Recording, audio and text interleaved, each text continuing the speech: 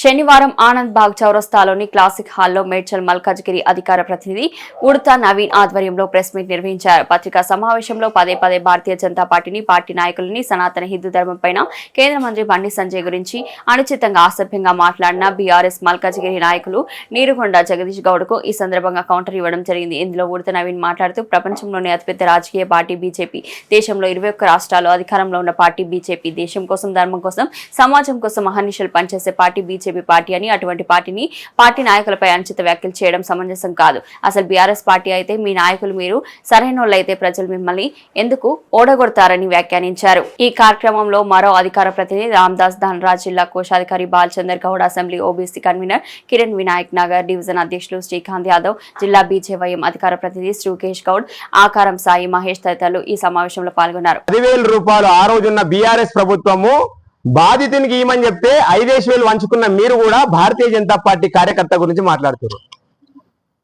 మీరు సాయంత్రం అయితే మందు తాగుతుందని తెలిసి నాకు, కానీ ఆ రోజు మీరు ప్రెస్ మీట్ ఇచ్చే ముందు కూడా మందు తాగిరని చెప్పేసి మీ మాటలలో తెలుస్తుంది. ఇదేనా సంస్కారం? ఇదేనా సభ్యత? ఇక్కడున్న మల్కాజ్గిరి ఎమ్మెల్యే మర్రి రాజశేఖర రెడ్డి గారు మీ కార్యకర్తలను ఇదే విధంగానా మీరు, ఈ విధంగానా మీరు, ఏ విధంగా మీరు నేర్పిస్తున్నారు? సిగ్గుపడాలి. ఈరోజు పార్టీలకు అతీతంగా కదా మీ మీద దాడి జరుగుతున్నప్పుడు ఇక్కడ ఉన్న ప్రజలందరూ సంఘీభావం వ్యక్తం చేశారు. మీకు నిన్నగాక మొన్న కూడా జరిగిన దాడిలో కూడా పార్టీలను పక్కన పెట్టినాము, మల్కాజ్గిరి స్థానికుడి పైన దాడి జరిగిందని చెప్పేసి మర్చిపోయినావా? భారతీయ జనతా పార్టీ నాయకులు దొంగల? దేనికి దొంగలు? పండుగలు చేస్తే మల్కాజ్గిరిలో మీ తప్ప ఎవరు చేయడా? అంటే మీ సొంత ఖర్చులు పెట్టుకొని మీ ఫ్లెక్సీలు వేసుకుంటే ఇక మీరు పండుగలు చేసుకున్నట్టే, లేకపోతే మల్కాజ్గిరిలో పండుగలు అనేదే జరిగాయా?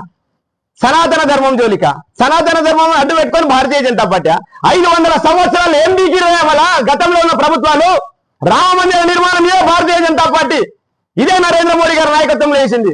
భారతీయ జనతా పార్టీ చెప్పిందే చేస్తుంది, చేసిందే చెప్తుంది. అది భారతీయ జనతా పార్టీ కనుక అది దాని యొక్క సిద్ధాంతం, కమిట్మెంట్. సిగ్గుపడాలి. ఇన్ని రోజులు ఎప్పుడు కలిసినా అన్నాన్ని పిలుచుకునే మర్యాదను కోల్పోయినావా? ఈరోజు నువ్వు ఓ కార్యకర్తగా ఆవేదనతో మాట్లాడుతున్నా. చీమ చిట్టుకోమన్నా కానీ ఏదైనా సనాతన ధర్మానికి సంబంధించిన హిందూ కుటుంబానికి ఇబ్బంది పడితే అది రాత్రి అనగా పగలనగా పరిగెత్తుతామనా? తెలియదా మీకు? ఇదే పరిస్థితి చెప్తున్నా. గతంలో మీరు ఏవైతే మీ పైన దాడులు జరిగినాయో రాబోయే రోజులలో ఇదే విధంగా మీరు భారతీయ జనతా పార్టీ నాయకుల పట్ల ఇదే కించపరిచి మాట్లాడుతారు కదా. రేపు జరిగినప్పుడు మీ మీద ఇదే విధంగా దాడులు జరిగితే ఎవరు స్పందించడు మీ గురించి. మీ వ్యవహారశాల అర్థమైపోయింది. మీది శరీరం మెరుగుతే కాదనా ఆలోచన, బుద్ధి పెరగాలి. 10 సంవత్సరాలు, 1 కాదు 2 కాదు 10 సంవత్సరాలు కార్పొరేటర్గా ఉన్నావు. రాబోయే తరానికి ఏ విధంగా ఆదర్శంగా నిలబడతావు? బాధతో చెప్తున్నాం. ఈరోజు ఒక భారతీయ జనతా పార్టీ కార్యకర్త ఒక బండి సంజయ్తో మాట్లాడి మీరు మాట్లాడదా? అరేతుడేనా? అరేతుడే కొడతావు. ఏ రోజైనా మీ ముంగర మేము ఆ విధంగా 10 మాట్లాడేవా? నీ ఎన్నుకున్న కార్యకర్తలను కూడా అడుగు. నువ్వు ప్రెస్ మీట్ లో కనబడుతురు కదా, ఏ రోజన్నా కనబడంగా అన్నా నమస్తే అన్నా జై శ్రీరామ్ అంటాం. సిగ్గుపడు. ఇప్పటికైనా నువ్వు మాట్లాడే మాటలు తప్పు మాట్లాడినా అని చెప్పేసి బహిరంగంగా వచ్చి నేను మాట్లాడినట్టు, అరే నీ పర్సన్ ఉంటే వాని పేరు తీసి మాట్లాడు. నీకు బాధ అనిపిస్తే వాని పేరు తీసి మాట్లాడు. నీకు దమ్ము ధైర్యం ఉంటే వాడు ఎవరు పెట్టిండో ఏం చేసిండో అని చెప్పేసి అది వదిలేసేసి భారతీయ జనతా పార్టీ కార్యకర్తలు లక్షలాది కోట్లాది మంది 4 లక్షల మేరతో గెలిపించిరిడా భారతీయ జనతా పార్టీ ఎంపీ ఈటల రాజేంద్రన్ అని. రక్తం మరిగిపోతుంది. స్థానికులు అయిపోయినామని చెప్పేసి ఆలోచిస్తున్నాం. ఇక నుంచైనా నోరు అదుపులో పెట్టుకొని మాట్లాడతామని ఆశిస్తూ భారత్ మాతాకి జై. వేరే ముచ్చట ఎందుకు మాట్లాడతారు బాయ్ సాబ్? మీరు ఏం ముచ్చట మాట్లాడతారు? మీరు మా బండి సంజయ్ గారి గురించి మాట్లాడతారు. మీరు మీ అవకాదేంది, నువ్వేంది, నీ అవకాదేంది మాట్లాడి. నీకు నీ ఎమ్మెల్యేని అట్లానే ఎమ్మెల్యే అని పిలుస్తావా? రాజశేఖర రెడ్డి అని పిలుస్తావా? అట్లానే మరి మేము కూడా పిలుస్తాం అట్లానే, రాజశేఖర రెడ్డి అనే పిలుస్తాము. గారు గీరు మర్చిపోతాం. మళ్ళా నువ్వు ఎక్స్ కార్పొరేటర్ లెక్కనే ఉండు. ఎక్కువ తక్కువ మాట్లాడితే మేము ఊరుకునేటోళ్ళం కాదు. బీజేవైఎం నాయకులు మాత్రం ఊరుకునేటోళ్ళం కాదు. బీజేపీ నాయకులు మమ్మల్ని ఎంత కంట్రోల్ చేస్తారో మాకు తెలుసు, కానీ మేము మాత్రం ఊరుకునేటోళ్ళం అయితే కాదు. జర నోరు సంలాయించుకొని మాట్లాడితే మంచిగా ఉంటుంది, లేదంటే మేము పద్ధతి తప్పాల్సి వస్తుంది. జర చూసి మాట్లాడండి జగదీష్ గౌడ్ గారు. అట్లనే మీరు ఏం మాట్లాడారు? దళిత బంధు మాట్లాడారు. ఈ ప్రోగ్రాం మన హిందూ ధర్మం కోసం మేము ఎన్ని ప్రోగ్రాంలు చేసినాము, ఎన్ని గణము ఖర్చు పెట్టినాం. అరే మీకు పైసలు ఉండి ఖర్చు పెట్టారు భయ్. మేము కూడా ఖర్చు పెట్టినాము, అయ్యప్ప పూజలకు ఖర్చు పెట్టినాము, అమ్మవారి జాతరకు ఖర్చు పెట్టినాము. మా అన్న ఏమంటారు నవరాత్రులు చేస్తాడు, మా శివరాత్రి చేస్తాడు మా అన్న. మేము గణేషుని పెడతాము. ఇవన్నీ కనబడలేవా? నువ్వు ఖాళీని ఇంటి దగ్గర కూర్చొని అందరిని పిలిపించుకొని షోపుటప్ చేసి బ్యానర్లు వేయగానే సరిపోతుంది పైసా. అవన్నీ నడవయిడా. రాజకీయం మీ ఇంట్లో పెట్టుకో. మీ ఇంటి చరిత్ర మల్కాజ్గిరి మొత్తానికి తెలుసు, అన్ని న్యూస్ ఛానళ్ళకు కూడా తెలుసు. చూసి మాట్లాడితే మంచిగా ఉంటుంది బైసాబ్. మీరు జర నోరు సంలాయించుకొని మాట్లాడండి. జై శ్రీరామ్. పార్టీలో ఉన్న నాయకుల్ని కార్యకర్తలు తింటే గొప్ప నాయకులు అయిపోతారా మీరు? తింటే ఏమన్నా ఒక పార్టీ అసహనం వ్యక్తం పరిచే ముందు ఆలోచన చేయాలి. అది కూడా ఒక రాజకీయ పార్టీ, అందులో ఉన్న కూడా నాయకులే. వాళ్ళని గౌరవించే కనీస ధర్మం మన రాజ్యాంగం మనకు కల్పించిందన్న. ఇట్లా అనగరికంగా మాట్లాడుకుంటూ పోతుంటే అసలు ఏ రకంగా సమాజంలో పరిస్థితులు ఉంటాయో మీరు ఆలోచించండి. మీరు ముఖ్యంగా మీరు 1300 గజాల విషయంలో ఏదైతే మా భారతీయ జనతా పార్టీ కార్యకర్త అని నిజంగా ఎవరో ఇప్పటివరకు మాకు తెలియదు. మరి ఎవరు మీకు మీ పేపర్ మీద ఆ పోస్టర్ తయారు చేశారు, ఎవరు ఇన్స్టాగ్రామ్లో నుంచి డౌన్లోడ్ చేసుకొని మీ ఎమ్మెల్యే గారి గురించి ఎవరు అట్లా ప్రచారం చేస్తారో మాకైతే నిజంగా తెలియదు. నిజంగానా ఇదే మల్కాజ్గిరిలో బీఆర్ఎస్ నాయకులు కొత్త కాదు, ఇదే మల్కాజ్గిరి ప్రాంతంలో బీజేపీ నాయకులకు కొత్త కాదు. వాళ్లకు మాకు అందరికి కూడా పరిచయాలు ఉన్నాయి. మొదటి నుంచి కూడా మల్కాజ్గిరిలో మంచి వాతావరణం ఉంది.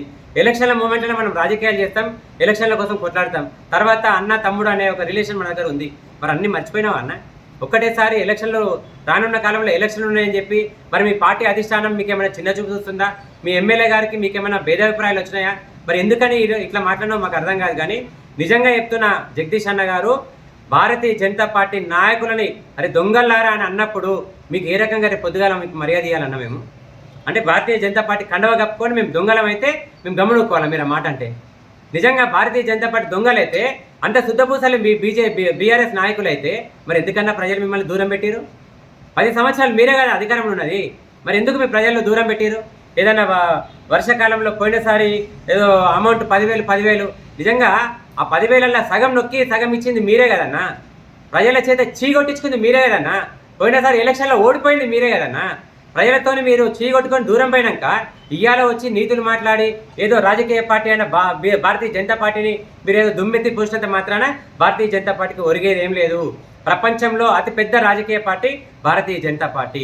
భారతదేశంలో అత్యధిక యువత మెంబర్షిప్ కలిగిన పార్టీ భారతీయ జనతా పార్టీ. భారతదేశంలో 21 రాష్ట్రాల్లో అధికారంలో ఉన్న పార్టీ రాజకీయ పార్టీ భారతీయ జనతా పార్టీ. మీరు ఏడున్నారన్నా?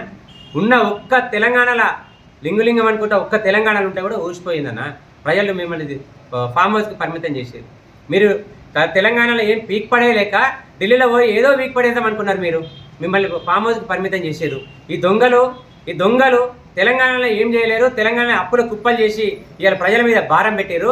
వీళ్ళు భారతదేశం దగ్గరికి పోతే మొత్తం దేశాన్ని అన్యాయం చేస్తారని చెప్పి ప్రజలు మీ గురించి తెలుసుకొని ముందే మిమ్మల్ని దూరం పెట్టారు. అటువంటి పార్టీ అన్న మీది. మీరు ఏ పార్టీలో ఉన్నారో ముందు మీరు తెలుసుకోండి. మీ పార్టీలో ఏది మీ సిద్ధాంతాలు మీరు తెలుసుకోండి. సిద్ధాంతపరంగా హిందూ ధర్మం కోసం, దేశం కోసం, సమాజం కోసం పనిచేసే భారతీయ జనతా పార్టీ కార్యకర్తలని నాయకులు పట్టుకొని మీరు దొంగల్లారా, అరే తురే కబర్దార్ ఎవరినన్నా నువ్వు బెదిరిస్తున్నావు. నువ్వు మల్కాజ్గిరి ప్రాంతంలో నువ్వు మాకు పెద్ద ఉండొచ్చు, అంతేగాని పార్టీ కన్నా పెద్ద నువ్వు కాదన్నా. మా పార్టీ నాయకుల కన్నా పెద్ద నువ్వు కాదు. బండి సంజయ్ గారిని మీరు విమర్శిస్తారన్న? మీరు బండి సంజయ్ గారి గురించి ఒక్కసారి ఫామ్ హౌస్లో వండుకున్న మీ కేసీఆర్ని లేపడగన్న మా బండి సంజయ్ గురించి ఉలిక్కి పడతాడు. గద్దెలు దించింది ఎవరైతే శవాల కుప్పల మీదకి వెళ్ళిపోయి గద్దెనెక్కిండో మీ కేసీఆర్, మొత్తం మా బండి సంజయ్ గారి నాయకత్వంలో గద్దెని ఇట్లా కదిలించిందన్న. ఫామ్ హౌస్కి పరిమితం చేసింది మా బండి సంజయ్ గారు. ఆయన గురించి మాట్లాడే అర్హత మీకు ఎక్కడిదన్నది? మీకు ఎక్కడిది మీకు అర్హత? మీ స్థాయి ఏంది? మీ మల్కాజ్గిరిలో భారతీయ జనతా పార్టీ మీ స్థాయి. మీరు బండి సంజయ్ మా కేంద్ర మంత్రివర్యుల గురించి మాట్లాడతారన్న? మీరు మేము పడుతూ ఊకోవాలి. మా నాయకత్వం అన్నా ఊకోవాలి, మా బీజేపీ నాయకులను అన్నా ఊకోవాలి, మా సనాతన ధర్మం జోలికి వచ్చినా మేము ఊకోవాలి అన్న. 24 గంటలు ఇంటూ 7 అన్న. ప్రతిరోజు ఎక్కడ మన మల్కాజ్గిరి కాదన్న, సిటీలో ఎక్కడ ఏ దేవాలయానికి ఆపద వచ్చినా, ఏ మహిళకు ఆపద వచ్చినా, ఎక్కడ ఏ ఇబ్బంది వచ్చినా హిందూ ధర్మం కోసం కొట్లాడేది 24 గంటలు మేము కొట్లాడతాం. మీరు మా గురించి మాట్లాడతారా అన్న? రూపాయి ఖర్చు పెట్టారు ఎవరైనా చూస్తే నువ్వు ఏడవనుకొని చూసినావన్నా. మేము రూపాయి ఖర్చు పెట్టింది సరే, సంవత్సరంలో 20 ప్రోగ్రాములు చేస్తాను వీర్ భారతి సేనా నుంచి మేము మా టీం అంతా కలిసి. అవన్నీ ఎన్ని చేతే అన్న? సంపాదించిన 10 రూపాయల సగం మేము ధర్మం కోసం ఖర్చు పెడతామన్నా. మా గురించి అన్న మీరు మాట్లాడేది. మీరు మాట్లాడినప్పుడు సెంట్రలైజ్ చేసి మాట్లాడొద్దు జగదీష్ అన్న. నిజంగా మీకు పార్టీకి ఇబ్బంది కలిగిందేమో నేను కాదంటలేను, మీకు ఇబ్బంది కలిగించిందేమో కాదంటలేను. కానీ భారతీయ జనతా పార్టీ నాయకులందరూ పరిచయమే. ఒక్క ఫోను ఫర్ ఎగ్జాంపుల్ నేనే ఆ తప్పు చేసిన అనుకో, ఒక ఫోన్ నవీన్ ఏం తమ్మి ఇట్లా చేసామని చెప్తే నేను నీకు ఎక్స్ప్లెనేషన్ ఇస్తుండే వచ్చి.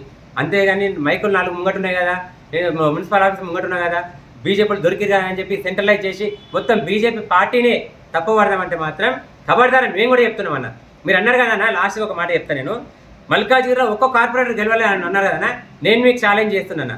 మొత్తం ఇదే మల్కాజ్గిరి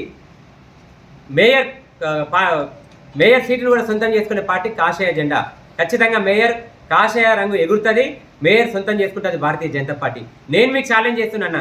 ఇదే మల్కాజ్గిరి అసెంబ్లీలో 9 ఉండే, ఇప్పుడు 16 అయినాయి. మీరు సగం గెలిచి చూపించన్నా, నేను కూడా మాట్లాడతాను మీ ముంగడు. అప్పుడు సగం గెలిచి చూపించి నీకు ఛాలెంజ్ చేస్తున్నాను. భారతీయ జనతా పార్టీ నాయకుల ముందు, భారతీయ జనతా పార్టీకి ఉన్న ఆదరణ ముందు, భారతీయ జనతా పార్టీ ప్రజలు పడుతున్న బ్రహ్మరథం ముందు బీఆర్ఎస్ ఎప్పుడో కొట్టుకపోయింది. బీఆర్ మాకు మీరు పోటీ కాదని మేము అనుకుంటున్నాం అన్న. అసలు మీ గురించి మాట్లాడడం కూడా వేస్ట్.